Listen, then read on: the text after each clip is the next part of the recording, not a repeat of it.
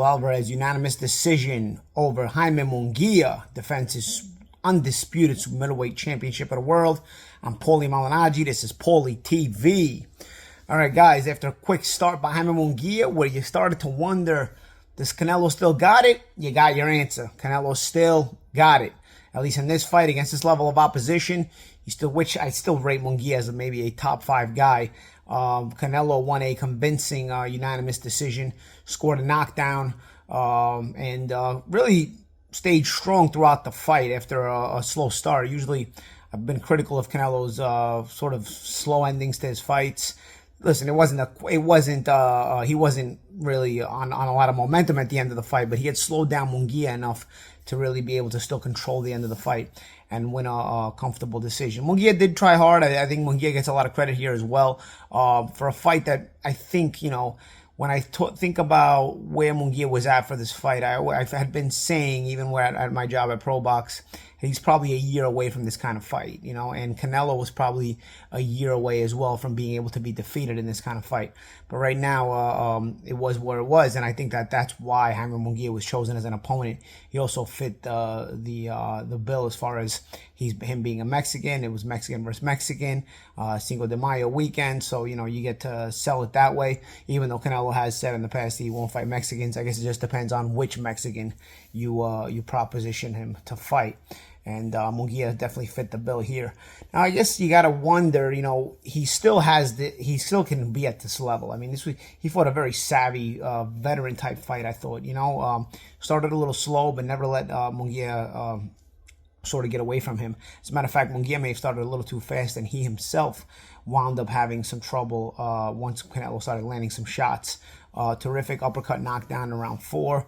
The body shots definitely slowed Munguia down. Munguia kept trying. He kept trying to throw those combinations, but as he slowed down, you started seeing they're getting a little wider. They were getting fewer and further between, and he started looking arm weary and the worse for wear. Still hung tough the whole fight and still had little moments in each round. Just wasn't enough, though. I mean, Canelo really fought a very savvy fight. And when you have, I think what troubles Canelo the most is a guy who has legs and can be in and out. And once Munguia got a little bit tired between the too fast of a pace that he put up and Canelo's body shots and also just Canelo's damage that he was doing, Munguia lost that in and out step that he does. And that was it. I mean, that's what really gave Canelo a lot of trouble against Bivol, and early that's what gave him trouble against guys like Lara as well, who had those good legs. But Munguia, once he was kind of flat-footed and couldn't be in and out like that, it was easier for Canelo to play this savvy veteran role. He was, little defensive moves that created new punching angles, counter punching angles, just little things that really, the sweet science of boxing were shown by Canelo in these moments. Again, I still think it has to depend on the opponent as well. I'll say this: if this wasn't such a deep weight class, 168, with guys like Benavidez and Morel also in the weight class, I would think that Canelo could stay as a legitimate world champion for another maybe year or two. I still think for me, he's the third best guy in the weight class. I think Benavidez and Morel are better than Canelo, and I think they would beat Canelo right now. But that's only because they are so good. We're in a weight class where it's so good that even a guy like Canelo, who, again, savvy ring generalship, a veteran, intelligent fighter, championship level, he could still remain at the way he fought tonight. You could see he could still remain as a champion in most weight classes if he were not in such a competitive weight class. I mean, let's face it, 168 and maybe 140 are the two best weight classes in boxing right now. So the fact that he just happens to be champion in one of them sort of is the reason why I don't think he's, he probably would be champion if he weren't allowed to pick and choose his spots as far as whoever he wants to fight and not be forced to fight the top guys. Who does Canelo fight in the fall? I mean, we typically know that he's going to fight a Mexican Independence weekend. Doesn't look like it's going to be Benavidez. There's no talk of Benavidez at all. Benavidez obviously has the fight with Vaste coming up on the Frank Martin versus Javante Davis card.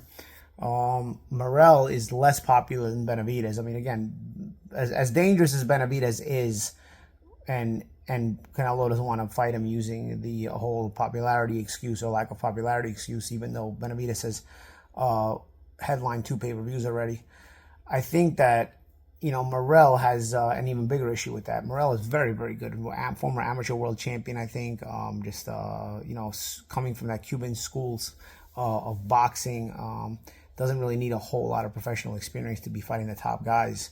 And really, I mean, the word on the inside of boxing is he's the goods. I mean, he's actually so much the goods that in reality, I don't think Benavidez would want to fight him. And that's the problem you create when you have a big money guy like Canelo at the top of a weight class not wanting to fight the top guys.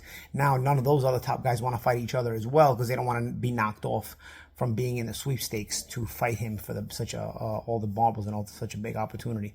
So I think Benavidez obviously is fighting at light heavyweight against Bostic. I think Morrell may also take a light heavyweight fight from what I'm hearing. Could be against Hot Rod Kaladzic, from what I'm hearing. I'm not, again, don't quote me on that. But it seems like, again, if you don't fight these top super middleweights, you sort of started to create a logjam. So who does Canelo fight next? I'm hearing it could be Edgar Berlanga. I guess some other super middleweights in the mix that could be mentioned. Who knows? Maybe the guy in Beasley from France, who is pretty limited, but he's exciting. He's undefeated. He throws hard punches. Makes the fight fun. I don't know, man.